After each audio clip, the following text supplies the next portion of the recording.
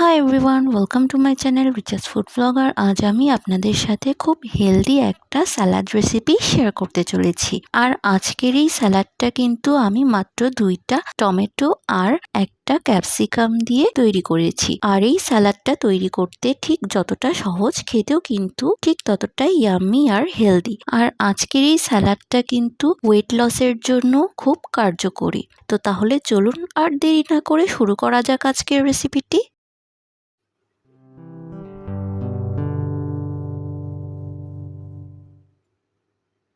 তো সালাদ তৈরির জন্য আমি এখানে 2টা ফ্রেশ টমেটো নিয়েছি। এখন এই টমেটোগুলো ভালো করে ধুয়ে ছোট ছোট টুকরো করে কেটে নেব।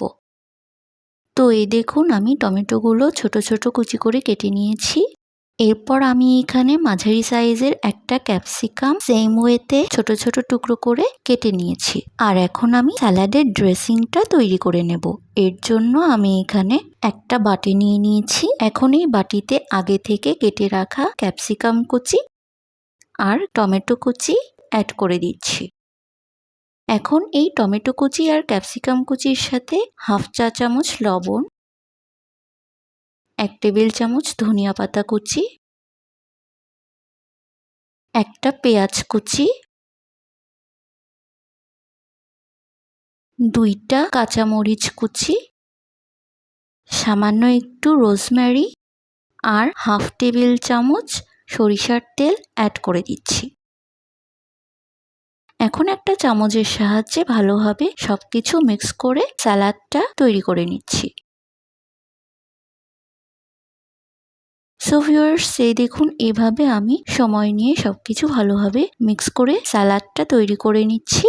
আর আজ আমি এখানে সরিষার তেল ইউজ করেছি, তবে আপনারা কিন্তু এখানে সরিষার তেলের পরিবর্তে অলিভ অয়েলও ইউজ করতে পারেন। তো এই দেখুন, স্যালাডটা কিন্তু তৈরি হয়ে গিয়েছে। এখন আমি এই স্যালাডটা একটা প্লেটে পরিবেশন করে নেব। সো ভিউয়ার্স, এই দেখুন, আজকের healthy tomato salad recipe ready and served. আপনারা কিন্তু এইভাবে খুব সহজেই সামান্য কিছু উপকরণ দিয়ে এই হেলদি স্যালাডটা তৈরি করতে পারেন।